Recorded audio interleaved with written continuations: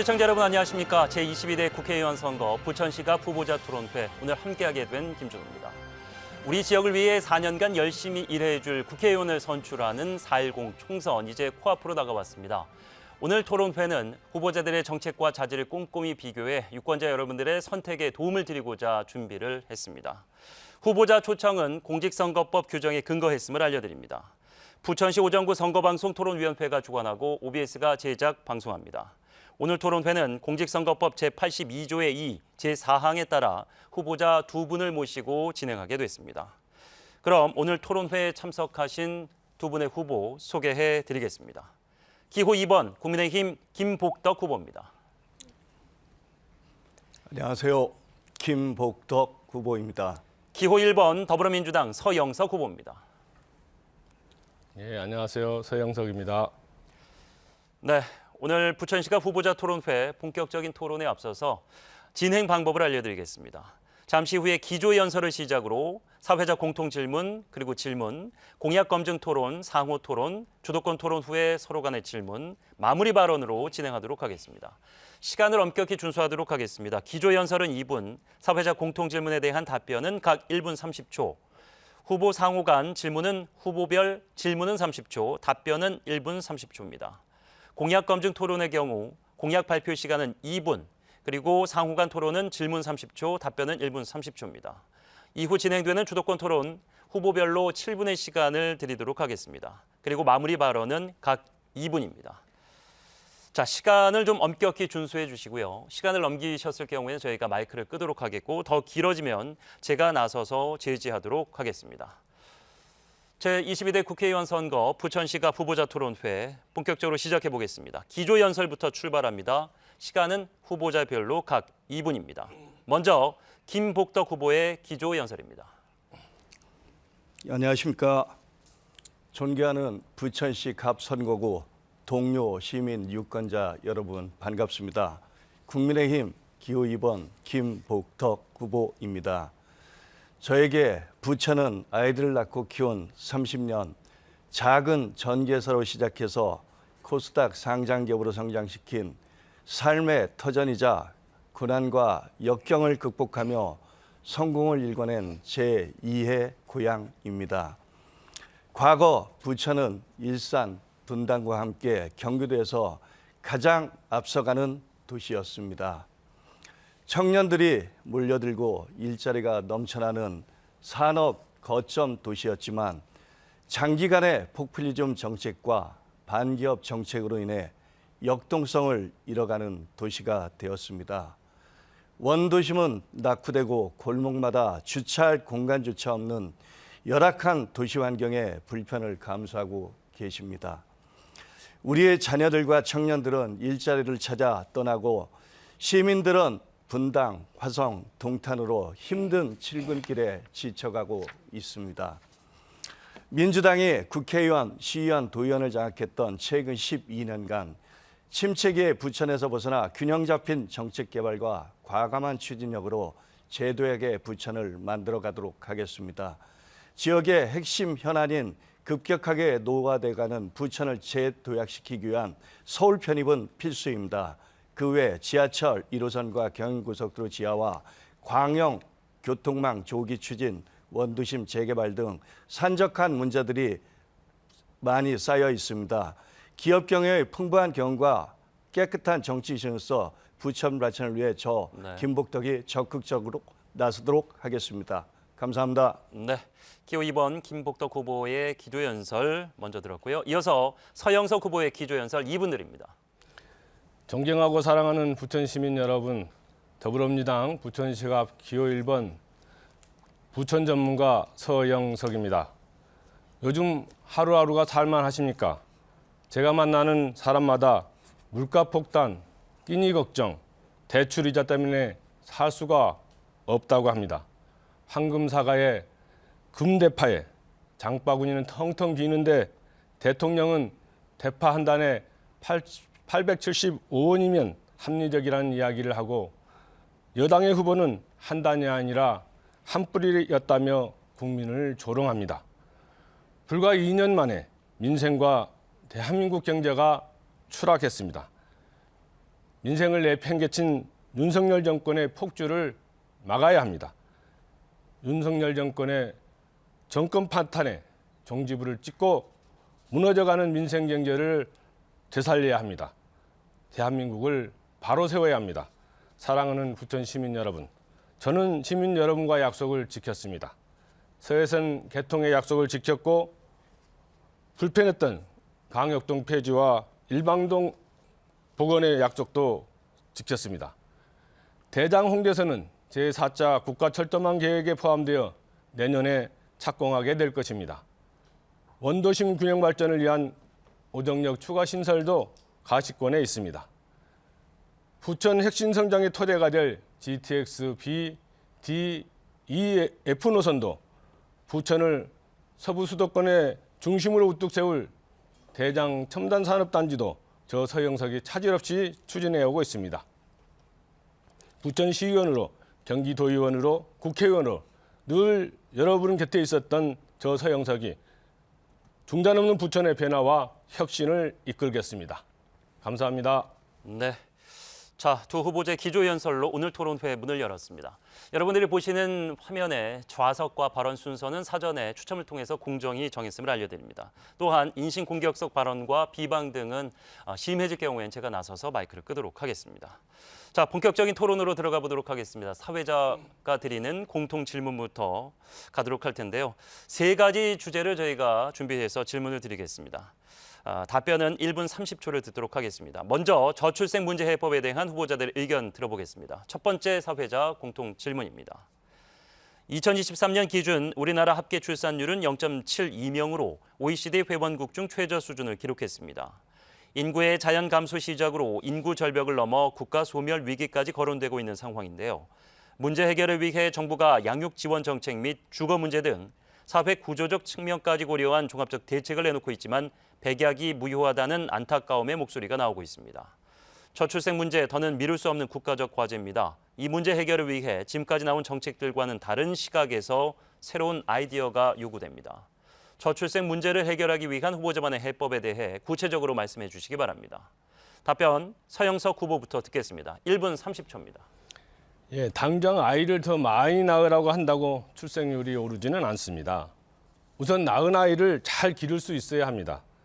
아이 키우기 힘든 환경에서는 낳고 싶은 마음이 들지 않기 때문입니다. 그래서 일자리, 주거, 양육비, 교육 등 매우 체계적이고 실효적이고 과감한 해법을 통해서 저출생 위기를 극복할 수 있습니다. 우선 신혼부부 가구당 10년 만기로 1억 원을 대출해주고 첫째를 낳으면 무이자로, 둘째를 낳으면 대출금의 절반을 없애주고 셋째를 낳으면 전액을 감면하도록 하겠습니다.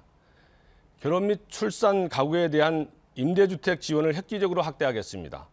결혼 및 자녀의 출산 양육에 소요되는 비용을 줄이기 위한 결혼, 출산, 양육 드림 패키지 정책을 추진하겠습니다.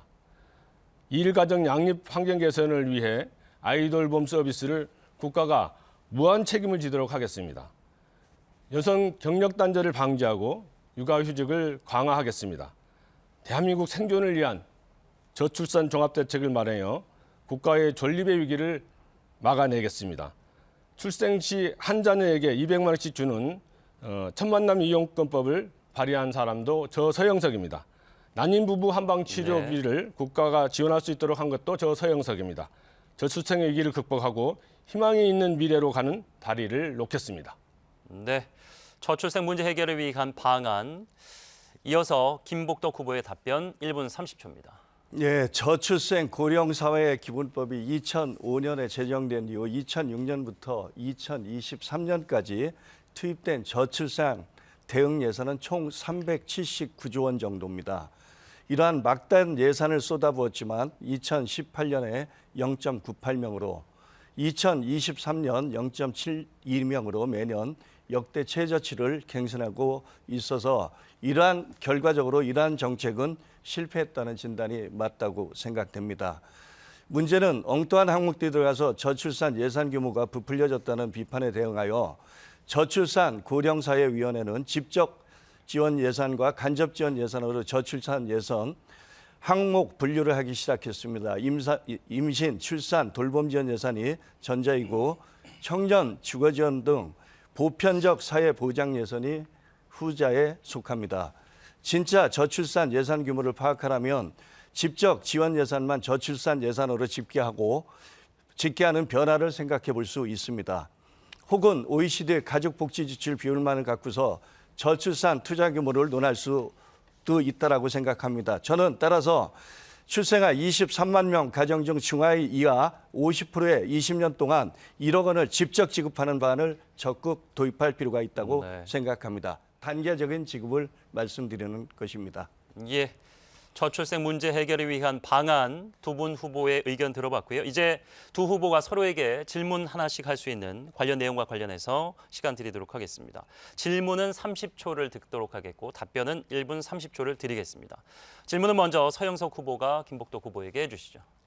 네, 후보님 공약을 보면 육아수당 3배 확대를 하겠다 이런 얘기가 있는데 현재 부모나 또는 아이에게 지원하는 수당 중에는 육아수당이 없거든요. 그래서 정확하게 어떤 수당을 근거로 해서 얼마를 올리겠다는 것인지가 정확하지 않고 또 늘봄 학교에 대해서도 말씀을 하셨는데 지역아동센터하고 다함께돌봄센터라는 것이 있는데 이것들과의 관계는 또 어떻게 풀어갈 수 있는 것인지 이거에 대해서 협의하신 바가 있는지 답변해 주시면 고맙겠습니다. 큰 틀에서는 제가 모두 발언에서 말씀드렸듯이 지금 우리나라가 작년 기준일로 신생아 수가 23만입니다. 그리고 지금 저출산 예산을 각 부처에 흩어져 있는 예산이 대략 50조 원 내외가 됩니다. 그 예산을 출산에만 국한하지 않고 일단 결혼이 돼야 됩니다. 결혼을 해야 되고 가정을 꾸려야 되고 출산을 해야 됩니다. 그래서 소득이나 앞으로의 미래에 대한 재원이 확립되지 않으면은 청년들이 결혼을 일단 하지 않습니다. 결혼을 하고 출산을 하게 하기 위해서는 모두 발언에 말씀드렸듯이 저는 현금 직접 지원이 맞다고 생각합니다. 거기에 육아수당이나 그런 것들이 같이 포함돼서 들어갔다고 보시면 됩니다. 예, 시간 35초 남았는데 마무리하신 거죠? 예, 마무리했습니다. 예. 자, 그럼 이번에는 김복덕 후보가 30초간의 질문, 답변 1분 30초 서영석 후보에게 해주십시오. 아까 그 신혼부부에 대한 주택의 전폭적인 지원이라고 했는데 혹시 지금 현재 그 신혼부부에 대해서 1년에 공급되는 주택 수가 얼마나 되고 앞으로 어떻게 하실 예정인지 전폭이라는 범위가 어디까지인지 좀 말씀해 주시면 고맙겠습니다. 그 말씀하신 것처럼 이제 구체적인 수치는 갖고 있지는 않지만 이게 이제 그 청년들이 결혼을 하고 주택 문제가 해결되지 않으면 실제로 많은 문제에 있어서 저출산 문제를 해결할 수가 없기 때문에 일단 결혼을 해야지 뭐 저출산 문제를 해결할 수 있지 않겠습니까? 그래서 이렇게 결혼을 한 사람들에 대한 임대주택들을 대폭적으로 지원할 수 있는 획기적인 방안을 마련하지 않으면 기존의 방식처럼 찔끔찔끔해서는 해결이 안 되고 전폭적으로 신혼부부들이 지원할 수 있는 주택 지원 대책을 세우지 않으면 이 문제가 해결되지 않는다. 저출산 문제는 해결할 수가 없다. 그래서 다른 어떤 것도 중요하지만 그것보다 더 소중한 것이 주택 문제를 해결하는 것이 제일 중요하다라고 생각을 하고 있고 저는 그래서 그 문제를 모든 신혼부부들이 또 임대주택을 받을 수 있도록 제도기 장치를 마련할 필요가 있다 이렇게 생각을 하고 있습니다. 예, 역시 35초 남았는데 발언 마무리하신 거죠? 예. 예. 자, 사회자 공통 질문은 총 3개를 준비했는데 1개를 진행했습니다. 나머지 2개도 같은 방식으로 진행하도록 하겠습니다. 두 번째 공통 질문은 부천시 지역경제 문제에 관련된 내용입니다. 부천시의 지역경제를 지탱하던 기업들이 인근 도시의 산업단지로 떠나 지역의 일자리가 줄어들어 지역경제가 위축되고 있다는 지적이 있습니다. 일자리가 최고의 복지라는 말이 있듯 기업하기 좋은 도시가 된다면 지역경제와 성장에 큰 보탬이 될 텐데요. 그런 점에서 부천 지역 내 기업 외부 유출은 줄이고 기업 유입을 늘릴 방안이 요구됩니다. 지역과 상생발전하는 기업도시 완성을 위해 어떤 문제를 시급히 개선하고 그 어떤 노력이 실천돼야 할까요? 구체적인 사례를 곁들여 설명해 주시길 바랍니다. 이번 답변은 김복덕 후보부터 시작하겠습니다. 1분 30초입니다. 예, 2012년 88만의 수준이었던 인구가 부천시는 지금 77만 이하로 줄어들고 있습니다. 특히 지방재정에서 중요한 것이 재정 자료대에 있어서도 2012년 51% 정도에서 2022년 31%로 20%가 낮아졌습니다. 한마디로 얘기해서 부천시의 재정이 가난해졌다는 것입니다. 부천시를 20여 년 동안 대다수가 장악했던 민주당 정치인, 국회의원, 시장, 도의원, 시의원이 도대체 무엇을 했는지 반문하지 않을 수 없습니다. 저는 30년 동안 부천에서 기업 경영을 해오면서 직접 체험했습니다. 온갖 규제 제한으로 기업 환경이 좋은 지역으로 떠날 수밖에 없는 생활을 몸소 겪었습니다. 도시가 발전하는 데 있어서 균형 발전이 가장 중요한 항목 중에 하나입니다. 그리고 적절한 개발과 기업 유치가 동반돼야 합니다. 대장 1, 2산업단지 개발에 있어서 단순한 제조업만 유치하는 데 지지 말고 다양한 복합시설도 함께 조성되어야 한다고 생각합니다. 예를 들면 아레나 시설이나 대규모 촬영장 같은 4차, 5차 산업기업들이 적극적으로 입주할 수 있도록 하여 K문화특구 지정이 함께 이루어져야 된다고 생각합니다. 네, 지역 경제를 살리기 위한 방안, 서영석 후보의 답변 1분 30초 이어가겠습니다. 가장 핵심적인 지역 경제 활성화 방안은 교통망 혁신과 종합운동장역, 대장역 메가 역세권 개발입니다. 새롭게 들어설 대장 홍대선과 GTX로 인해서 인구 유동성이 확대됐고 역세권의 성공적 개발 가능성이 커졌습니다. 탄탄한 교통망을 토대로 종합운동장 메가 역세권을 개발하고 신산업 육성과 문화, 체육, 콘텐츠가 융합되면 부천의 신성장 동력으로서의 지역 경제와 관광산업 두 마리 토끼를 잡는 효과를 기대할 수 있습니다. 부천의 지하철 시대 완성은 부천의 핵심 성장의 밑바탕이 될 것입니다. 다른 한 축은 대장 첨단 산업단지 조성입니다. 지난 임기 중에 MOU를 체결한 SK 그린테크노 캠퍼스를 조성하여 친환경 에너지 미래 산업 육성을 통해서 성장 동력을 확보하고 인천 계양 그리고 서울 마곡과 서부 수도권 산업벨트를 구축해야 합니다. 세 번째는 부천 발전의 핵심이었던 공업지역을 현대화하는 것입니다. 신도시 개발과 신산업 육성도 중요하지만 기존의 인프라를 재정비해서 지역 간 균형 발전이 이루어진다면 원도심의 지역 경제도 활성화될 것이라고 생각합니다. 네, 자, 지역 경제 활성화 방안에 대해서 상호 토론 이어가도록 하겠습니다. 이번에는 김복덕 후보가 먼저 질문해 주십시오. 부천이 인구가 감소하고 하는 것들이 교통망 확충으로 또 지하철 확충으로 해서 가능하다고 생각하시는지요?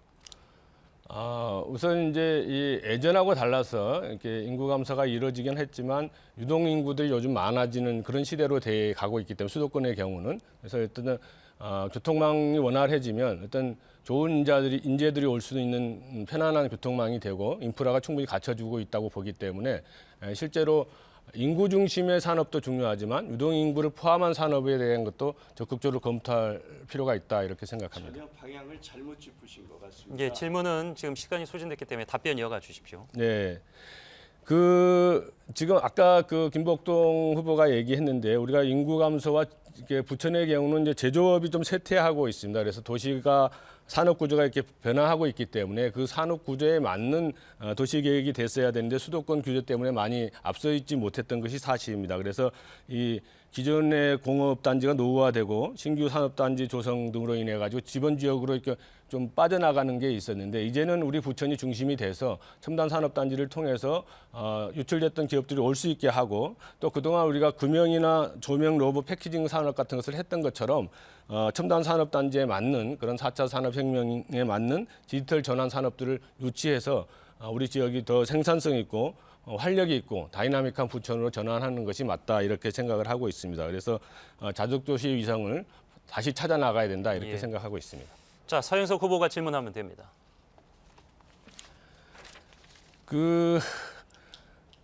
산단의 조성이나 기업 지원에 대한 지원도 중요합니다만은 후보님이 세운 소룩스도 부천에서 잘 성장을 했는데 R&D 센터는 서울 마곡에 짓고 본사는 충남 공주로 이전을 해서 부천 세수 감소를 초래했는데 아쉽게 생각하고요. 신흥 레미콘 공장 이전에 대해서 활용하신다는 공보물에 쓰여 있더라고요. 그래서 이것이 그동안 지역에서 큰 문제였는데 이것을 어떻게 해결할 수 있는지 방법이 있는지 실현 가능성은 있는지 여기에 대한 답변을 부탁드립니다. 네, 아주 좋은 질문 주셨습니다.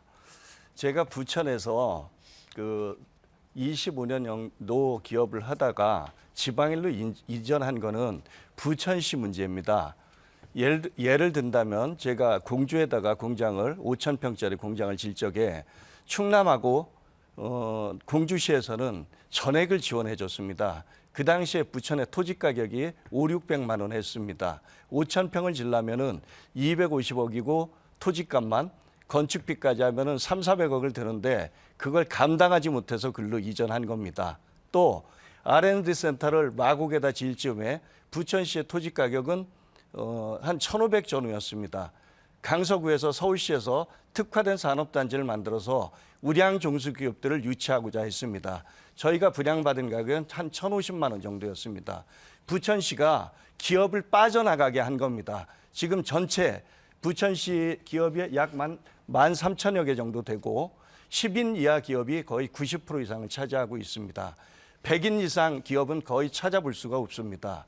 그걸 방치한 부천시의 국회의원, 도의원, 시장이 저는 문제라고 생각합니다. 좋은 기업을 유치하고자 다른 지자체는 특히 분당 같은 데는 모범적인 예입니다. 성남시 같은 경우에는 성남시가 지금 주택가격이나 토지가격이 부천시에 두세 배를 넘고 있는 것은 거기는 적극적인 기업 유치를 했기 때문에 그렇습니다. 거기까지 듣도록 하겠습니다. 예. 자, 이렇게 해서 두 번째 사회적 공통 질문까지 가봤고요. 이번에는 시각을 좀 넓혀서 대한민국 전체의 문제점에 대해서 진단해 보도록 하겠습니다. 정치개혁 문제입니다. 현재 대한민국의 정치는 당리당략으로 인해 사회 갈등과 정치 양극화를 부추긴다는 비판이 많습니다. 대표적인 예로 법으로 기한이 정해진 예산안 확정이나 선거구 획정을 국회에서 지연하는 바람에 그 피해가 고스란히 유권자에게 돌아가는 일이 빈번히 발생하고 있는데요. 부천의 경우 이번 총선에서 4개 선거구가 3개 선거구로 조정되면서 유권자들과 후보들의 혼란이 컸습니다. 정당의 이익이 아닌 유권자를 대변할 수 있는 정치 개혁이 필요하다는 데 공감하시리라 생각합니다. 그렇다면 후보들이 생각하는 정치 개혁 제1과제는 무엇일까요? 개혁되어야 할 내용과 방향에 대해 구체적으로 말씀해 주시길 바랍니다. 이번 답변은 서영석 후보부터 출발하겠습니다. 지난 2년간 우리는 무소불위의 윤석열 정권이 행정 권력을 남용해서 정치와 사법을 무력화시킨 것을 목격했습니다. 제왕적 거부권을 휘두르며 국민의 대표인 국회가 통과시킨 법을 거부했고 이해 충돌 지역에도 불구하고 김건희 특검법조차 거부하며 입법권을 무력화시켰습니다. 윤석열 대통령은 사법권 역시 무력화시켰습니다. 대법원 유죄 확정을 받은 자를 3개월 만에 사면 복권하여 강서구청장 보궐선거 출마 얘기를 터졌습니다. 국정농단 당사자를 사면해 주었고 국정원 댓글 조작 사건의 책임자는 사면도 모자라서 이번에 공천까지 받았습니다. 사정기관을 동원한 정치 구태는 더욱 심각합니다. 감사원을 정치적으로 악용하여 감사기관의 독립성을 해치고 정치검찰을 동원해 권력으로 정치를 짓누르는 등 정치를 망가뜨리고 있습니다. 권력을 사유화하며 날뛰는 윤석열 정권을 막아야 합니다. 대통령 4년 중임제, 권력의 견제와 균형까지 국가의 통치 체제와 권력 분립, 국민의 기본권 강화 등 정치 전반에 걸쳐 올바른 개혁이 필요합니다. 반드시 다음 국회 때는 정치가 온전한 모습으로 복원되도록 개헌에 대한 진정성이 있는 논의가 이루어져야 할 것입니다. 예. 자, 이어서 정치개혁 제1과제 김복덕 후보 1분 30초 드리겠습니다. 저는 정치를 처음 시작하는 신인으로서 그동안 정치권에 대한 국민들의 불신과 혐오를 잘 알고 있습니다. 그래서 저는 깨끗한 정치, 민폐 없는 정치, 특권을 반드시 내려놓겠다고 선거 벽보와 공공의회도 적시했고 선거운동 내내 일관되게 이야기하고 있습니다. 국민의힘은 한동훈 비대위원장을 중심으로 특권은 포기, 책임은 강화한다는 측면에서 첫째, 불체포 특권 포기, 금고현 이상 확정 시 재판기간 세비 전액 반납, 자당 규칙으로 열리는 보궐선거 무공천, 국회의원 50명 감축, 외유성 출장 금지 서약, 출판 기념회를 통한 정치자금 수수 금지 법안 발의 등을 이미 마쳤습니다. 저 개인적으로도 지금 이미 정치 후원금에 대해서 후원금 10,000원 이하 기부제도 정착 및 기부제도 입법 발의 등을 통해 깨끗한 정치 문화를 만드는 데 앞장서고 하고 있습니다. 그리고 정치가 지역민과 가까이 다가갈 수 있도록 국회의원실과 지역민 간의 소통 창구인 민원 전용 사이트와 담당 보좌관 제도를 운영하려고 하고 있습니다. 예. 자, 상호 토론 이어가기 전에 제가 힌트를 하나 드리면은 주도권 토론을 제외한 횟수가 정해진 질문은 한 번 질문을 던지고 나면은 다시 질문하실 수가 없으니까 혹여라도 두 가지를 질문하고 싶으시면은 묶어서 한 번에 질문해 주시면 되겠습니다. 상호 토론 이어갑니다. 먼저 서영석 후보가 질문해 주십시오. 선거구 획정도 정치개혁의 핵심이라고 생각을 합니다. 김복도 후보가 소속된 국민의힘은 오직 당리당략에 빠져가지고 강남, 대구의 선거구 축소를 막으면서 부천의 선거구를 축소를 강요했습니다. 선거구당 인구수가 강남이 17만 명, 부천이 19만 명인데도 불구하고 강남 의석수를 지키기 위해서 부천 시민의 기본권을 짓밟은 것인데요. 선거구 획정의 대원칙과 공정성이 훼손된 것이다 이렇게 생각합니다. 질문해 주십시오. 부천의 선거구를 지키기 위해 뭘 하셨습니까? 참 재밌는 질문을 하셨습니다. 근본적인 문제를 좀 따져보는 게 좋을 것 같습니다. 부천이 선거구가 줄은 게 인구가 2012년 대비 2023년 11만 이상이 감소했습니다. 그게 가장 핵심적인 팩트고요. 지금 강남을 딱 꼬집어서 얘기하셨는데 그럼 도봉이나 전라북도나 그런 데는 왜 같이 선상에서 얘기를 안 하시는지 그것 잘 모르겠습니다. 특히 21대 국회 같이 엉망인 국회 회기는 전혀 없었다고 생각합니다. 법안을 한 달, 두 달 만에 급주해서 만들어내고 특히 대표적인 게 전세차 보호법, 부동산 관련 법안, 또 민식이법. 지금 강원도 산골에 가도 30km 이하에 묶여 있어서 밤에 사람이 아마 한두 시간에 한 명 지나갈까 말까 해도 그런 숙려되지 않고 국민들과 공감을 얻지 않는 그런 법안일로 인해서 수많은 혈세들이 낭비되었습니다. 21대 국회의원으로서 한번 가슴에 손을 얹고 냉정하게 판단하시고 자성해 주시기 바랍니다. 예. 그럼 이번에는 김복덕 후보가 질문해 주십시오. 제가 두 가지를 얘기 드리겠습니다. 우리 서영석 후보가 국회의원의 책무가 헌법상 의무가 뭔지 지금 알고 계시는지요? 또 지금 21대 국회에서 민주당이 아까 강서구청장, 공천인 여러 가지를 나열을 해 주셨는데 21대 국회 민주당이 한 번이라도 지금 윤석열 정부가 들어선 이래 민생 법안에 대해서 한 번이라도 혼쾌하게 동의한 내용이 있으신지 한번 답변하시죠. 자성해 주시기 바랍니다. 김복도 후보의 얘기대로 하면 대통령부터 반성을 해야 돼요. 대통령이 야당 대표하고 논의하고 협력을 구하고 민생을 살리기 위해서 어떤 대책을 논의하거나 그런 것이 없고 대통령이 장바구니 물가가 치솟고 또 서민 경제가 힘들고 민생이 도탄에 빠져 있는데도 불구하고 예, 답변 보장해 드리겠습니다. 답변하십시오. 윤석열 정부는 야당 대표와 대화할 생각도 안 하고 제1야당의 대표하고도 논의조차 하지 않고 그런 상태에서 민생 입법 얘기를 한다는 것은 가관이 아니라고 생각을 하고 실제로 대통령이 수많은 국회 입법권 자체를 거부하고 있는 그런 일단은 국가 권력을 사유화하고 있기 때문에 그런 데 대한 문제가 있는 것이지. 국회의원의 헌법상 의무가 예. 그거부터 답을 주셔야 되는데 후자부터. 자, 답변 시간 50초 남았습니다. 이어가시죠. 국회의원이 기본적으로 법률을 제정하고 법률을 수호해야 되죠. 그 기본적인 책무로서는 헌법상의 책무로서는 그리고 청년과 자, 지금은 질문하셨으니까 답변을 들으십시오. 청년과 국익 우선이 일단 헌법에 보장돼 있거나 법률에 정해져 있는 것을 지키고 그 헌법을 준수하는 것이 국회의원의 책무죠. 당 대표의 이익이 우선이 아니고 당 대표 호의가 아니고 국익과 예. 자, 시간이 지금 이제 10초 정도 지금, 남았는데 답변 10초 듣고 마무리하겠습니다. 네. 대통령이 기본적으로 이게 민생 경기를 살리지 않고 야당 대표를 만나지 않고 야당 대표를 구속하려고 하고 압수수색하고 그런 것들로 일관되고 있기 때문에 그런 정치를 하기 자, 때문에 문제라고 여기까지 생각합니다. 듣고 정리하도록 하겠습니다. 제가 다시 한번 말씀드립니다. 질문의 횟수가 정해진 토론에서는 중간에 치고 들어가서 또 다른 질문 하실 수가 없고 아쉬운 점이 있으면 메모를 하셨다가 잠시 후에 7분씩의 주도권 토론 시간을 드립니다. 그때 다시 한번 물어보시고 재촉해서 답을 들으실 수 있도록 해드리겠습니다. 자, 시청자 여러분들은 지금 부천시 오정구 선거방송토론위원회가 주관하는 제22대 국회의원 선거 부천시가 후보자 토론회를 함께하고 계십니다. 자, 이번에는 각 후보자가 내세우는 정책과 공약을 검증하는 시간인데요. 후보자별로 준비한 공약을 듣는 시간, 발언할 시간을 2분 정도 드리도록 하겠습니다. 이후에는 다시 질문 2개를 할 수 있는 시간을 드리도록 하겠습니다. 역시 질문은 30초, 답변은 1분 30초입니다. 자, 준비된 공약을 유권자 여러분들은 꼼꼼히 챙겨서 들어주시기 바랍니다. 후보자 공약 발표는 김복덕 후보부터 시작하겠습니다. 시간 2분 드립니다. 예, 앞서 인사말에서 말씀드린 기본적인 공약에 대해서 말씀드리도록 하겠습니다. 저는 핵심 공약인 서울시 편입에 대해서 먼저 말씀드리겠습니다.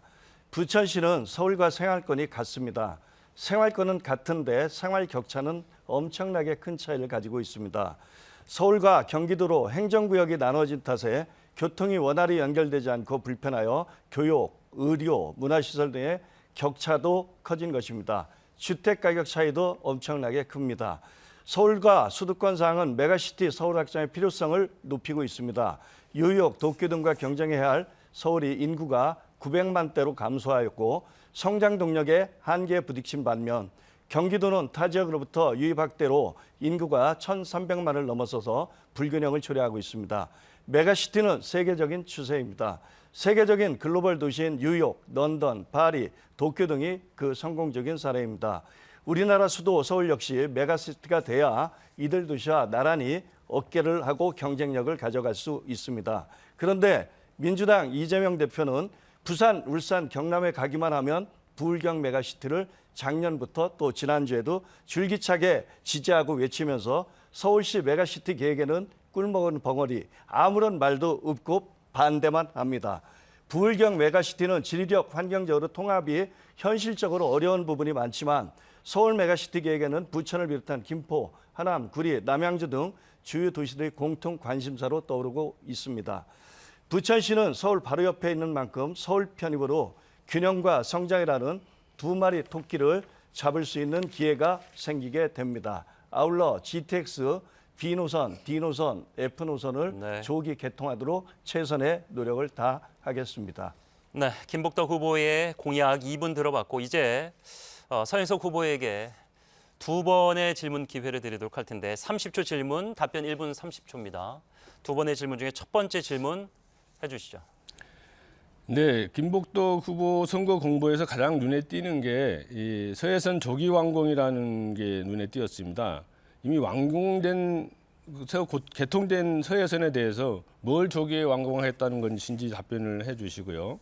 그리고 실제로 이게 서해선이 소사대곡 구간은 김대중 정부 때부터 추진돼서 민주당의 오랜 노력 끝에 작년에 개통을 했거든요.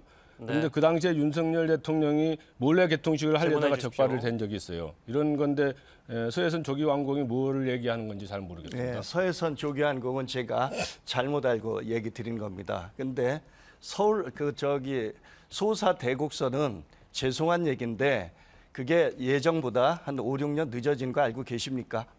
그런 적이 없습니다. 예산이 없어서 2008년도, 9년도에 중단이 됐었습니다. 7호선도 역시 마찬가지였습니다. 왜? 부천시에 재원이 없었습니다. 그걸 홍건표 시장과 전임 우리 안병도 위원장이 국토부 장관을 만나서 국철로 바꾼 겁니다. 바꿔서 그 국비 예산을 90%를 받기로 하고 시비 10%인데 민주당이 협의 과정에서 그 시비가 늘어나는 바람에 그 비용으로 인해서 늦어진 거 알고 계시나요? 네, 서 후보는 답변 안 하셔도 됩니다. 답변 이어가십시오. 질문을 받으셨으니까 답변 이어가십시오. 예, 또 메가시티에 대해서 제가 그 처음에 모두 발언에서 얘기 드렸듯이 지금 서울시 면적은 600평방킬로미터입니다. 경기도는 10,000평방킬로미터가 넘습니다. 자그마치 서울에 비해서 17 1.5배 정도가 큽니다. 인구는 서울이 900만, 920만, 경기도가 1,360만인데 용인에 그 SK 하이닉스가 100조를 투자합니다. 그다음에 네. 삼성이 300조를 투자합니다. 그러면은 400조가 들어가면은 조만간에 1,500, 2,000만이 됩니다. 그런 거대한 그 광역 단체를 효율적으로 국가가 관리하고 과연 유지할 수 예. 있을는지 궁금합니다. 답변 거기까지 마무리하고 질문 하나 더 하실 수 있습니다. 30초 시간 드리겠습니다. 네, 하여튼 서해선 개통이 조기 완공됐는데도 그것도 모르고 공약을 했다는 것에 유감이고요. 하나 더 묻겠습니다. 삼산 4지구 바이오 분야 국가 첨단 전략산업 특화단지 조성도 있는데 이 삼산 4지구는 부천도 아니고 인천시 부평구 삼산동인데 이것은 지역 주민들에 대한 모욕적인 공약 아닌가 이렇게 생각을 하는데 질문해 주십시오. 서해선 조기 완공도 모르고 공약도 삼산 4지구 공약을 부천 시민들에게 얘기하고 있고요. 이걸 어떻게 된 겁니까? 아마 고강산업단지를 갖다가 표기가 좀 잘못됐을 걸로 보고 있습니다. 제가 지금 구체적인 시의원이나 도의원이 해야 될 일과 국회의원이 해야 될 일을 저는 구분해서 지금 판단하고 있습니다. 국회의원은 서울에서 대규모 사업을 따오고 예산을 따와서 그 지역에 국비나 사업을 통해서 발전시켜 나가는 거라고. 자, 답변 시간을 보장해 드리겠습니다. 질문은 던지셨으니까 답변해 주십시오. 그건 제가 다시 한번 체크하도록 하겠습니다. 예, 잘 발견하셨네요. 어쨌든. 예, 답변 다 하신 건가요? 예, 다 했습니다. 예, 예. 예, 예. 자, 잠시 후에 아쉬운 부분은 메모를 하셨다가 주도권 토론에서 다시 물어보시면 됩니다. 자, 이게 이제 오늘 처음 토론하시다 보니까 성공과 후공에서 약간 착오가 있으신데 이후에 이제 진행되는 부분에서 같은 말씀 드리는데 주도권 토론에서 아쉬운 부분들은 계속해서 물을 수 있는 기회 드리도록 하겠습니다. 자, 이번에는 서영석 후보가 준비한 공약도 들어보겠습니다. 시간은 역시 2분입니다. 부천 전문가 서영석이 준비한 부천의 새로운 변화와 혁신을 위해 미래 부천 2030년의 핵심 비전을 말씀드리겠습니다. 첫째, 4년 전부터 추진해온 대장 홍대선과 오정역 추가 신설은 물론 GTX-B, GTX-D, EF까지 추진해서 부천의 교통망을 혁신하고 부천을 수도권 서부의 허브를 만들겠습니다. 둘째, 종합운동장 메가역세권 개발 추진을 통해서 그리고 대장 첨단산업단지 SK 그린테크노 캠퍼스 조성, 우수기업 다수 유치를 통한 양질의 일자리 창출을 부천의 혁신성장 기반으로 마련하겠습니다. 셋째, 공영주차장 확대 및 경인선 및 경인고속도로 지하와 원도심 재정비로 고질적인 주차 스트레스를 해소하고 주거 불편도 확 낮추겠습니다. 넷째, 노인 복지관 건립과 경로단 환경 개선, 체육시설 확충, 공원 및 녹지 공간 확충으로 시민의 건강과 안전을 지키겠습니다. 다섯째, 군부대 이전 부지 개발과 공업지역 현대화, 도시 재생 완성을 통해 균형과 배려가 있는 따뜻한 부천을 만들겠습니다. 여섯째, 문화예술공간과 도서관, 다목적 복합문화센터를 만들어 자연과 문화가 숨쉬는 아름다운 부천을 만들겠습니다. 부천의 새로운 변화와 혁신의 미래를 약속합니다. 부천의 발전과 부천 시민의 더 나은 삶으로 보답하겠습니다. 동네 약사에서 시의원으로 도의원을 거치며 쌓은 실력으로 국회의원으로서 키운 더 큰 정치적 역량으로 지난 35년간 오직 부천 시민만을 위해 한결같이 뚜벅뚜벅 나아가겠습니다. 부천 전문가 서영석입니다. 예. 자, 2분의 공약을 들어봤고 이제 김복덕 후보에게 두 번의 질문 기회, 30초씩 두 번 질문 기회. 답변 1분 30초입니다. 첫 번째 질문하시죠. 부천 전문가시니까 그 제가 지난 21대 총선 때 제 공약집도 한번 봤고요. 거기에 보니까 핵심 공약 중에 하나가 부천의 구도심에 그 주차장을 확대하는 게 들어 있더라고요.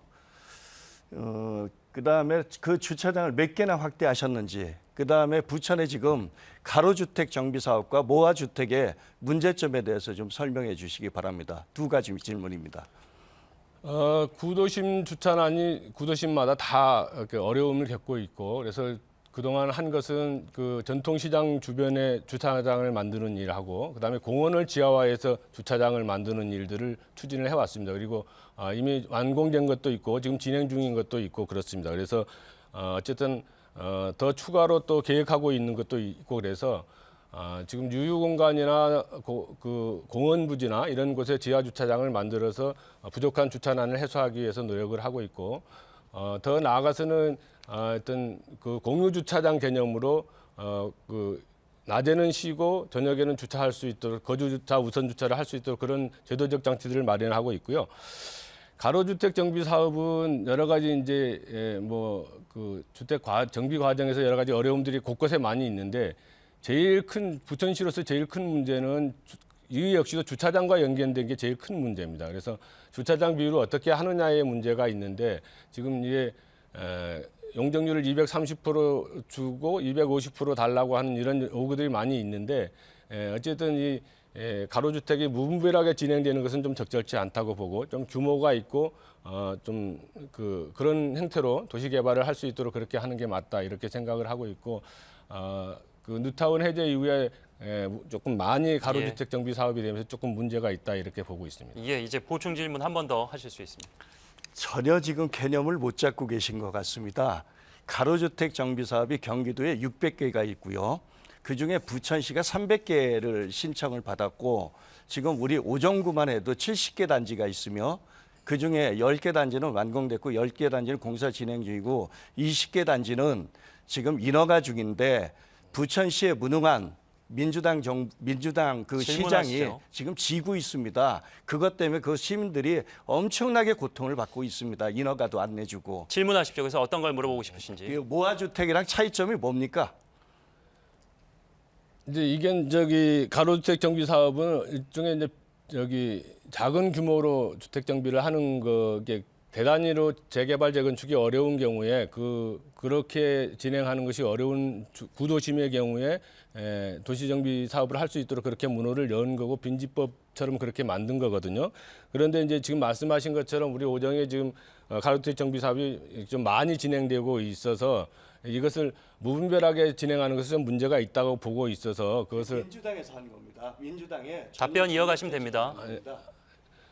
이제 그 뉴타운 개발 사업으로 인해서 여러 가지 문제가 발생을 했기 때문에 그것을 해결할 수 있는 방법으로 그렇게 했는데 그래서 그것을 공공주택 단지로 만들어 가지고 조금 더 규모 있게 가로주택 정비 사업이 좀 될 수 있도록 정비를 하는 게 필요하다 이렇게 생각하고 부천시도 제가 알기로는 그렇게 좀 무분별한 난개발보다는 좀 체계적이고 종합적인 계획이 필요하다 이렇게 해서 몇 개 단지씩을 모여서 할 수 있도록 개발하기 위해서 좀 제재를 하고 있는 것으로 알고 있고 도시의 미래를 위해서도 그렇게 개발해 가는 것이 맞다 이렇게 생각을 하기 때문에 지금 만약에 후보들 말씀처럼 하면 무분별하게 가로주택 정비사를 계속 권장해라 이런 것으로 들리는데 그렇게 하는 것은 부천시 미래를 위해서 적절하지 않고 어쨌든 좀 규모 있고 구역별로 이렇게 개발을 할 수 있도록 하는 것이 맞다 이렇게 보고 있습니다. 예. 사고 친구에 대한 질문을 자, 답변 시간이었기 때문에 거기서 마무리 짓도록 하겠고 지금 토론의 열기가 뜨거워지면서 때마침 주도권 토론으로 진행이 됩니다. 앞서 이제 하실 말씀들이 굉장히 많으신 것 같은데 저를 통하지 않고 직접 7분의 시간을 쓰실 기회를 드리도록 하겠습니다. 다만 이 토론도 규칙이 있기 때문에 규칙을 알려드립니다. 질문과 답변 모두 1분 이내로 해주시고요. 대신에 답변은 최소 30초를 들어주셔야 됩니다. 30초를 듣고 나신 이후에 최대 1분까지 더 듣고 싶으시면 그냥 들으시고 30초가 지나서 더 이상 듣고 싶지 않으시거나 다른 질문을 이어가고 싶으시면은 주도권을 가지신 분이 끼어들어서 제지하셔도 되겠습니다. 자, 시간을 심하게 오버하거나 비방성 발언이 나오면 제가 그때야 나서서 제지하도록 하겠습니다. 7분의 시간이 제법 길지만 또 그렇게 길지만도 않습니다. 잘 준비하셔서 활용하시기 바랍니다. 자, 먼저 7분의 주도권 서영석 후보에게 드리도록 하겠습니다. 7분 시작합니다. 네, 우선 후보 공약이 제1공약이 서울 편입 공약인데 부천을 서울 특별시의 구로 만들겠다는 것으로밖에 안 들리는데 우선 메가 서울에서 서울 편입을 주장하는데 절차가 어떻게 되는지 아십니까? 예, 답변 드릴까요? 예. 충분히 알고 있습니다. 서울시가 동의하고 경기도나 지방자치단체가 동의하면 됩니다. 물론 법적인 뒷받침은 특별법을 발의할 예정입니다. 아니 그러니까 그렇게 되면 시의 동의를 얻어야 되고 예. 주민 의견을 수렴을 해야 되고 경기도와 서울시가 찬성을 해서 정부에다 얘기를 해야 되고 그리고 마지막 국회가 법률을 제정을 해야 되는데 예. 지금 후보 말대로라면 부천시가 반대하고 경기도도 반대하고 있는데 이 공약이 현실화된다고 생각하는 겁니까? 경기도가 지금 실제로 반대하고 있을까요? 김동연 총리가 반대하고 있습니다. 반대 표명을 지사가? 분명히 왜? 했고. 아니 이재명 당대표가 부산 가서 부울경 메가시티 목이 터져라 외치고 있는데 서울은 왜 안 된다는 건지 난 도대체가 이해가 안 가고 그게 만약에 그 인식이 잘못된 예, 게 도지사나 만약에 부천시의회에서 거부를 하면은 주민청원을 받을 겁니다. 예, 주민 동의를 받으면 됩니다. 수도권 집중 때문에 부울경 메가시티하고 서울 메가시티는 전혀 다른 개념이에요. 그러니까 수도권 집중이 국가가 서울공화국을 만들겠다고 하는 그런 잘못된 인식으로 인해서 만들어진 거기 때문에 그것보다는 지역의 거점을 만들어서 부울경 메가시티를 만들고 강주 전남이나 이런 것을 메가시티를 만들어 국가가 균형 발전을 할 수 있도록 만들자 이런 차원의 부울경 메가시티를 얘기하는 것이지 지금 후보처럼 서울을 공화국을 만들겠다고 하는 메가시티를 얘기하는 건 아닙니다. 그리고 그래 됐고요. 그래서 이렇게 하는 것이 결국은 부천시에 대한 어떤 역사와 정체성을 부정하는 건데 서울 편입을 통해서 뭘 얻겠다는 것인지 제가 생각하기에는 부동산 욕망을 자극하는 것밖에는 안 들리는데 그것이 그 거주하는 주민들에게 어떤 이익이 있다고 생각을 하는 겁니까? 자, 서울 편입이 되면은 교육이 서울 학권일로 바뀝니다. 지금 부천시에 핵심적인 인구 감소 요인이 좋은 기업, 좋은 일자리가 떠난 게 첫 번째고요. 두 번째는 하향 평준화된 부천시 교육 환경 때문에 좋은 교육 여건을 찾아서 목동이나 청라나 송도나 시와 배곳으로 그 학구열이 많은 학부모들이 이전을 하고 있습니다. 서울 편입이 된다는 얘기는 우리가 부천시 학군이 아닌 서울의 학군이 된다는 얘기입니다. 두 번째, 지금 강서구에 고강 아파트 예를 든다면은 40년 전에 그 정도 하겠습니다. 그러면 이 지금 이게 우리가 부천이 서울로 되면은 실제로 보통 교부수가 우리가 2022년 1,900억 정도를 받는데요. 이게 서울로 편입되면 보통 교부수를 하나도 못 받게 되거든요. 거기에 대한 생각은 어떻습니까? 한 가지만 알고 두 가지는 모르시는군요. 서울시 예산이 70조입니다. 부천시 예산이 2조입니다. 자, 그러니까 예산이 35배가 큰데 답변 조금 더 듣겠습니다. 부천의 독립적인 권한과 기능을 포기하겠다 이런 얘기로밖에 안 들리는데요. 독립적인 권한과 권한이 왜 그래서 포기가 다 서울시에다 됩니까? 주겠다 이런 거 아니에요? 서울시의 풍부한 예산을 갖고 부천시에 적극적인 지원을 얻어낼 수가 있는 겁니다. 네, 하여튼 너무 편했던 생각 아니신지. 서울공화국에 그런 너무 이렇게 빠져서 이렇게 지역 발전에 대해서 전혀 고민하지 않고 있는 것으로 보여집니다. 그래서 제가 묻겠습니다. 선관위 자료를 보니까 후보자는 부천시 소양로로 돼 있는데 주소가 부천 중동리로 알고 있는데 후보는 본인에게 투표를 할 수가 있습니까? 네, 제가 그 부분은 저도 아쉽게 생각합니다. 당연히 후보자가 한 표라도 더 아쉽죠. 제가 3월 8일 날 당에서 전략적인 배치로 인해서 자, 답변 시간을 좀 더 보장하겠습니다. 20초 더 발언하십시오. 김복도 후보 답변 20초 더 하십시오. 네, 전략적인 배치로 인해서 이사할 시간을 못 가졌기 때문에 지금 주거지에 그대로 있는 겁니다. 예. 그러다 보니까 제가 김복도 후보의 공약을 봤어요. 봤더니 제2경인선 및 9호선 조기 착공 공약을 개통을 공약을 했어요. 그래서 제2경인선은 어디를 하겠다는 거냐? 이게 결국은 인천에서 시흥을 거쳐서 옥길 범박 거쳐서 목동으로 이어지는 노선인데 이거는 어떻게 하겠다는 거예요? 제가 아까 질문 주신 것부터 먼저 답하도록 하겠습니다. 아니, 이거 어떻게 하겠다는 서울 편입이 거냐고. 아니고 자 아니 제2경인선은 경기도가 우리 부천시 가봐가 아무 관련이 없는데 이걸 어떻게 하겠다는 거냐고요. 글로벌 공유가 되는 건 상관이 없고 예? 경기도가 글로벌 공유가 아니 되는 질문에 건 답을 했어요. 질문에. 아까 질문에 제2경인선 얘기를 하면서 부천 갑 후보로 나왔다는 게 말이 되냐고요. 아니 부천이 인구 자, 답을 못 하시는 77만에 것 같은데 다른 거 하나 더 물어볼게요. 이게 지금 E 빠진 GTX라 그래서 GTX 우리가 B 노선, D 노선, E 노선, F 노선이 우리 부천을 경유하게 돼 있는데 답할 시간을 좀 주게 아니 이렇게 하십시오. E 빠진 자, 질문 듣고 답하십시오. GTX 노선도 얘기를 하는 거 봐서 우리 지역에 대한 이해를 전혀 못 하고 있는 게 아닌가 이런 우려 때문에 자, 얘기를 하는 겁니다. 시의원이나 도의원 공약 갖고 자꾸 얘기하지 마시고 아니, 국회의원 제2경인선이 공약을 갖고 어떻게 얘기하세요. 자, 자, 동의는 답변을 듣겠습니다. 공약이에요. 질문하신 거죠? 서 후보님 질문하셨으면 네네. 답변하십시오. 아니 답변 엉뚱하게 답변을 답변하십시오. 하겠다는 얘기하는 아니 겁니다. 아까 서후보께서 가로주택 정비 사업이나 제가 질문한 내용은 전부 다 답을 안 주셨어요. 엉뚱한 답만 계속했습니다. 그러니까 저도 지금 그렇게 가는 거고 GTX 서울 편입이 부천에 국회의원이 해야 될 가장 핵심적인 일입니다. GTX와 그런 GTX 우리 서영석 후보가 어떤 일을 했습니까? GTX 무슨 촉구를 일 했습니까? 위해서 자, 지금은 서 후보가 네, 질문하신 네, 주도권입니다. 네, 1분 네, 남았습니다. 네. 자, 하여튼 뭐 엉터리 같은 공약을 하고도 그렇게 자신 있게 얘기를 하시는 거 보니까 참 가관이 아닌데요.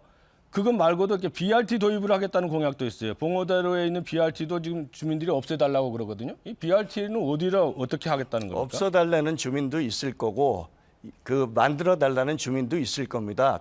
그거는 충분한 시민들과 아니, 우리 BRT를 도입하겠다 유권자들과 그러니까 어디를 협의를 해서 그 지역에 맞는 일들을 해나가도록 하겠습니다.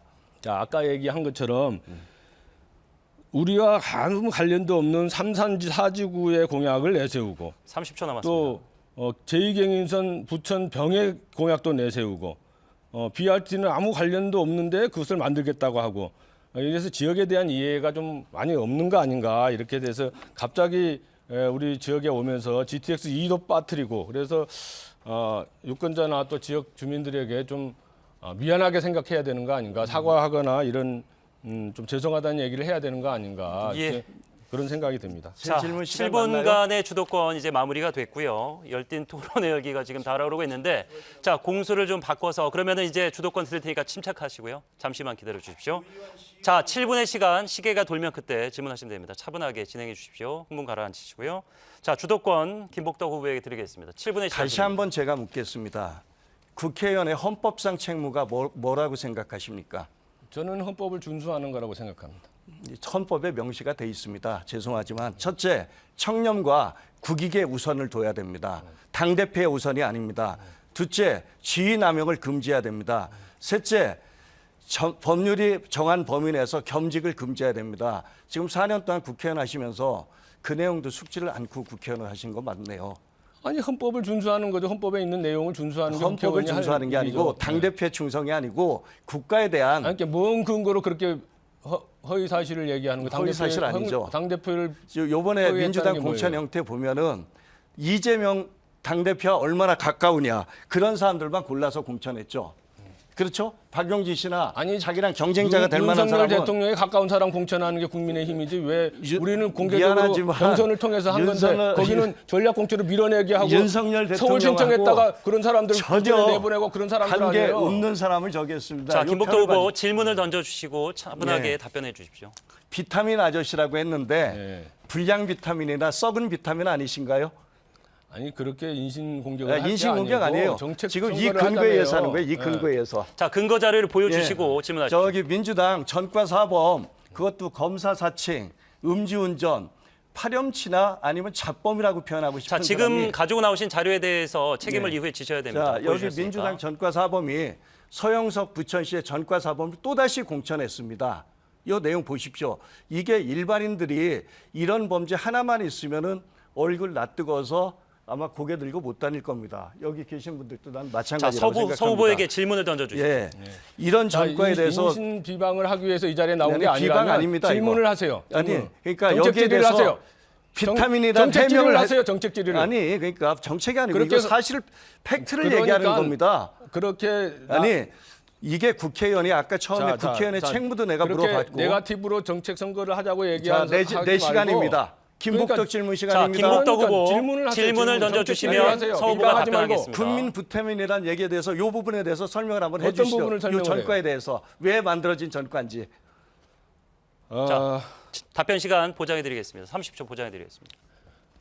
선거라는 게 과열될 수도 있고 그런데 상대방에 대한 비방을 하거나 이런 후보로는 우리 유권자들이 적절치 않다고 생각합니다.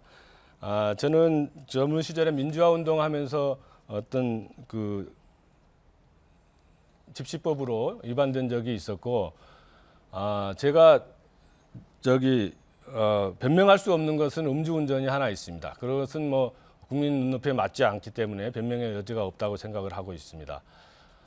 그리고 나머지는 쓰레기 반입과 관련해서 우리 지역 주민들이 쓰레기 대란이 일어났을 때 부천시가 예산을 세워서 그 지역 주민들과 함께 선진지 견학을 할 수 있도록 그렇게 한 사안입니다. 그래서 부천시가 예산을 세우고 부천시 의회가 예산을 의결을 했는데 이것이 1심에서는 아무런 문제가 없다 이렇게 해서 무죄 선고를 받았던 적이 있는 사안입니다. 이 지역 주민을 위해서 일한 것 때문에 어떤 그 당시의 법률적 해석에 대해서 서로의 어떤 판단이 달라서 예. 그 부천시가 예산을 세우고 부천시가 자, 의결한 예, 예산으로 그만 답하셔도 해외 연수를 됩니다. 갔다는 것 아니, 때문에 예, 답변 제가 시간이 두 일분 번째 정도 된 질문입니다. 문제가 됐던 겁니다. 식품위생법과 공금횡령이 쓰레기 반입이랑 무슨 상관이 있는지 설명해 주십시오. 그러면은 공금 횡령이라는 게 그것 때문에 아니, 해외로 연수를 갔다고 해서 지역 아니, 주민들과 그때 우리가 회사가 자기 돈을 써도 횡령이 됩니다. 아니 근데 근데 들어보세요. 부천시가 예산을 세워서 부천시 그만 의회가 듣겠습니다. 예산을 그만 듣겠습니다. 세웠고 식품에서 위생법 위반과 예. 음주운전, 공금횡령이 부천시를 위해서 했다 지나가는 개가 웃을 얘기입니다. 식품위생법을 자, 얘기한 게 발언을 아니고, 조금 자, 자중해 자, 주시기 그다음에 바랍니다. 두 번째 지금 우리 작년 한국갤럽에서 국회의원에 대한 신뢰도를 조사했습니다. 국회의원 신뢰도가 몇 프로인지 아십니까? 우리 국민들이 작년 10월에 나온 자료입니다. 뭐 정확히 퍼센트는 모르겠어요. 4%입니다. 4%. 현역 국회에 대한 신뢰도가. 자, 질문하시죠. 또 그다음에 21대 국회 때 의정 활동 점수를 100점 만점에 42점을 받았습니다. 제가 생각하기에는 가장 나쁜 국회였다고 생각합니다. 아까 윤석열 정부가 검찰 폭주니 얘기했죠. 검찰 폭주된 구체적인 사례를 좀 얘기해 주시죠. 이재명 당대표 재판한 거, 기소한 거, 또 돈 봉투 받은 사람 재판한 거, 기소한 거, 또 확실한 범죄가 아닌 걸로 윤석열 검찰의 폭주에 자, 대해서 질문을 설명해 하십시오. 주시죠. 어떤 걸 물어보고 예, 싶으십니까? 윤석열 검찰의 폭주에 대해서. 윤석열 대통령의 측근이 모든 요소에 검찰 출신을 다 배치를 하고 있고 지난 2년간 윤석열 대통령이 한 것이라고는 야당 죽이기, 그다음에 구속영장 청구하고 압수수색하고 그런 것 말고는 기억나는 것이 예, 거의 됐습니다. 국민들이 없다고 자, 생각합니다. 자, 됐습니다. 답변을 조금 더 그래서- 듣겠습니다. 답변을 그래서 조금 더 이렇게 듣겠습니다. 국정을 운영해서는 안 되기 때문에 국정 운영은 기조를 바꿔라 이렇게 얘기하는데 그렇게 얘기하는 국회의원의 입도 틀어막고 언론도 틀어막고 30초 지났죠. 그렇게 하고 있는 예, 윤석열 정부가 예, 어떻게 제 정상적인 질문 정부라고 다시 얘기할 수 드리겠습니다. 있습니까? 대한민국이 민주주의 국가입니다. 삼권 분립이 명확하게 돼 있습니다. 그래서 상권 분립을 하게 돼 입법 검사가 권력이나 사법 권력을 잘 기소권만 갖고 있지 해야죠. 판결은 대한민국 대법원에서 하는 겁니다. 서영석 후보, 이재명 대표 전과 4번 판결한 게 대한민국 법원에서 한 겁니다. 대법원에서 하는 겁니다. 자, 검찰에서 1분의 시간이 판결하는 게 남았습니다. 자, 아닙니다. 마지막 질문 하시면 될 것 같습니다. 어떤 예. 질문 이제 준비하셔서 하시죠. 이제 뭘 얘기를 하고 싶은 거예요? 자, 그다음에 말마다 여기저기 검찰 폭정, 검찰 독재라고 하기 때문에 아니, 그걸 그게 사실이니까 그렇게 얘기를 하는 거죠. 아니 대한민국이 삼권 분리가 정확히 돼 있고 삼권 분립이 돼 있는데 왜 행정 권력이 사법부를 장악해가지고 입법부까지 장악하려고 아니 그렇게 난리를 칩니까? 민주당 때 21대 국회 때 문재인 정부 때 검찰 장악하려고 했고 경찰 장악하려고 했지 여기 그런 적 전혀 없습니다. 이번에 민주당에서 공천한 유상혁 비롯한 경찰서장들 국민의 용산 정부에서 했을 때 어떻게 했습니까? 자기네들 뛰쳐나가서 나 안 해, 못해 하고 지시 안 하고 그런 거 아닙니까? 네, 더 이상 자, 질문할 다시 시간이 안 질문 됩니다. 10초 드리겠습니다. 남았습니다. 마무리해 주시죠. 한국의 입법이 아까도 전세 부동산법 관련법을 한 달 내에 속성일로 만들었는데 그 법안에 대해서 문제점에 대해서 어떻게 생각하십니까? 예. 자, 이 주도권이 끝났기 때문에 마지막 질문은 답변 안 하셔도 될 것 같습니다. 자, 후보자들의 토론 열기가 뜨겁기 때문에 잠시 식혀가는 의미로 사전투표 예고를 좀 해드리도록 하겠습니다. 4월 10일 총선 이제 다가왔습니다. 이날 이제 투표하실 수 없는 분들은 4월 5일과 6일 아침 6시부터 저녁 6시까지 자유롭게 투표하실 수가 있습니다. 주민등록증, 운전면허증, 여권 등 국가 공공기관에서 발행한 신분증을 가지고 준비된 사전투표소를 찾아가시면 되겠습니다. 선관위 홈페이지에서 위치는 확인하실 수가 있습니다.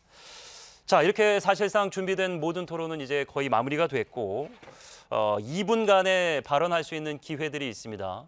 정리를 어느 정도 좀 하시고 마무리 발언 2분을 활용하시면 되겠습니다. 힌트를 좀 드리면은 앞에 했던 내용들 중에서 부족하신 분들을 보충하면 좋고요. 단 상대방에게 질문은 할 수 없습니다. 마무리 발언에서는 본인의 의견만 유권자들에게 전달하는 시간이라는 점 알려드리도록 하겠습니다. 자, 정해준 순서에 따라서 마무리 발언 이어가도록 하겠습니다. 이번에는 김복덕 후보 2분의 마무리 발언 듣겠습니다. 며칠 전에 이재명 당대표가 13조 원의 민생지원금을 주겠다고 발표를 했습니다. 13조 원을 주는 게 모르면 바보고 또 알면서 안 하면 나쁜 사람이라고 했습니다. 13조 원의 크기가 어느 정도인지 제가 설명드리겠습니다. 부천시 1년 예산이 2조입니다. 13조면은 부천시 약 77만의 인구가 1년 동안 생활할 수 있는 그런 큰 돈에 곱하기 6.5배입니다. 한 500만 가까이가 1년 동안 살림할 수 있는 돈을 푼다고 하면서 소양강에 그 돌 던진다고 홍수나냐고 말 같지 않은 말을 되풀이하고 있습니다. 또 민주당이 민생폭망, 정치폭망, 그 모든 폭망이라고 표현을 씁니다. 부천시 어떻습니까? 30년 가까이 민주당 시의원, 국회의원, 시장 대다수를 점유하면서 잃어버린 30년이 됐습니다. 일기 신도시 분양할 때 같은 선상에서 출발했던 분당은 아파트 가격이 부천에 비해서 서너 배가 더 비싼 걸로 판단되고 있으며 또 땅값은 그거보다 훨씬 큰 차이입니다. 그게 무능하고 구태하고 능력 없는 민주당 국회의원, 시장, 도의원이 대다수를 부천시 권력을 장악하면서 되지도 않는 만화, 영화, 문화도시 만든다고 핵심 역량을 엉뚱한 데 쏟아부을 적에 성남시는 동판교, 서판교를 개발해서 NC소프트, 네이버, 카카오 같은 글로벌 IT 기업을 유치했습니다. 그래서 우리 부천의 젊은이들은 일자리를 찾아서 분당으로, 화성으로, 평택으로 갑니다. 좋은 기업, 좋은 일자리가 그 도시를 끌고 가는 핵심 역량입니다. 저 김복덕은 다시 성장하는 부천, 도약하는 부천, 젊은이들이 꿈과 희망을 마음껏 펼칠 수 있는 그런 부천을 만들도록 하겠습니다. 예. 자, 마무리 발언 계속해서 기호 1번 더불어민주당 서영석 후보의 2분의 시간 듣도록 하겠습니다. 사랑하고 존경하는 부천 시민 여러분, 더불어민주당 부천시갑 기호 1번 서영석입니다. 군부 독재 청산, 정치 민주화, 애완위기 극복, 복지국가, 경제 민주화, 코로나 극복까지 다양한 시대 정신이 우리 사회를 관통해 왔습니다. 모든 시대 정신의 가장 깊숙한 곳에는 국민의 더 나은 삶이라는 불변의 목표가 있습니다. 지금 그 불변의 목표가 이어받고 있습니다. 강복 후 80년간 위대한 국민이 일군 대한민국의 역사가 태행하고 있습니다. 수많은 국민이 피와 땀으로 만들어온 민주주의와 국가 경제가 후퇴하고 있습니다. 민생은 더 고통스럽습니다. 치솟는 물가로 장 보는 게 두렵고 대출이자 갚느라 민생 경제가 파탄 지경에 이르고 있습니다. 국민은 피를 토하는 심정으로 하루하루를 버티고 있습니다. 국민 여러분, 국가는 민생을 돌봐야 할 책무가 있습니다. 그러나 윤석열 정권의 지난 2년은 민생은 없었습니다. 무도와 무능, 무지의 산무만 남았고 대통령과 그 가족과 사리사욕만 가득했습니다. 심지어 무소불위 권력을 휘두르고 거부권을 남발하며 입법부를 무력화했습니다. 행정 권력만으로도 제 멋대로 날뛰는 이 정권이 만약 이번 총선에서 국회까지 장악한다면 대한민국과 국민의 삶은 날개 없는 추락, 브레이크 없는 자동차가 될 것입니다. 정권 심판과 민생 회복을 위해 부천의 변화와 혁신, 부천 시민의 더 나은 삶을 위해 부천의 민생 전문가 기호 1번 서영석이 모든 노력을 다하겠습니다. 예. 자, 이렇게 해서 두 후보의 마무리 발언까지 함께 들었습니다. 자, 시청자 여러분들 오늘 토론 어떻게 보셨습니까? 제22대 국회의원 선거 부천시가 후보자 토론회.